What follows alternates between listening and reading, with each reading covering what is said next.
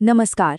आज हम सब मिलकर सफर करेंगे मुंशी प्रेमचंद की एक ऐसी कहानी की दुनिया में जो आज भी उतनी ही सच्ची लगती है जितनी पहले थी। पंच परमेश्वर। ये कहानी है दोस्ती की, धोखे की और सबसे बढ़कर इंसाफ की। सोचिए, अगर किसी को अपनी दोस्ती और अपने फर्ज के बीच किसी एक को चुनना पड़े तो क्या होगा? चलिए इसी सवाल का जवाब ढूंढते हैं।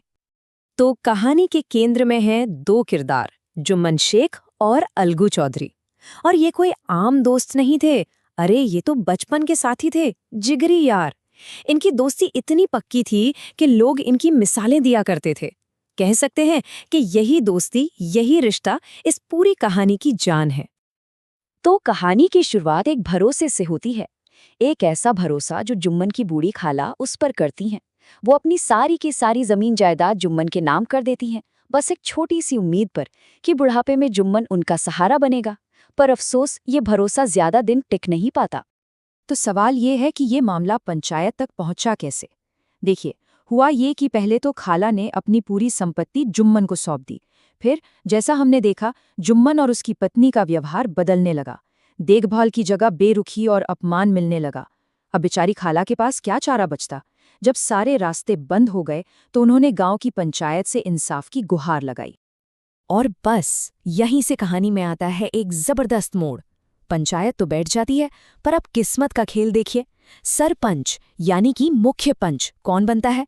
कोई और नहीं बल्कि जुम्मन का अपना जिगरी दोस्त अलगू चौधरी। अब सोचिए जरा, क्या हालत हुई होगी। अब अलगू चौधरी के सामने एक बहुत बड़ी चुनौती है।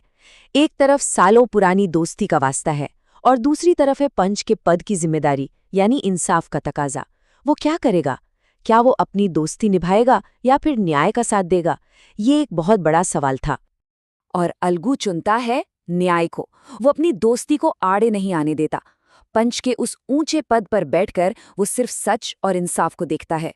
और फैसला फैसला खाला के हक में होता है।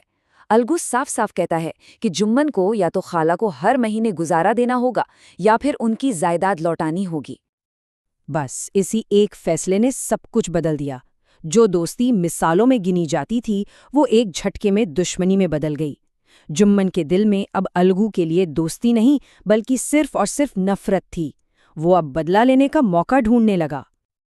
लेकिन रुकिए, कहानी अभी खत्म नहीं हुई है। कहते हैं ना, वक्त का पहिया घूमता है।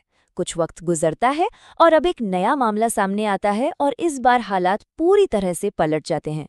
एक और नाटकीय मोड़ आने ही वाला था। और ये देखिए, कहानी कैसे एक आईने की तरह खुद को दोहराती है।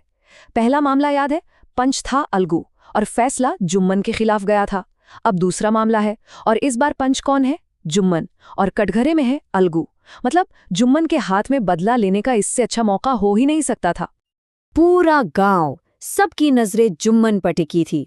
हर कोई यही सोच रहा था कि बस आज तो जुम्मन अपना बदला लेके रहेगा।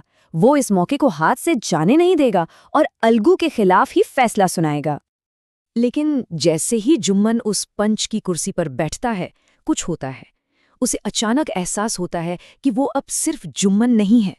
उस कुर्सी की जिम्मेदारी उसकी अपनी दुश्मनी से कहीं ज्यादा बड़ी है।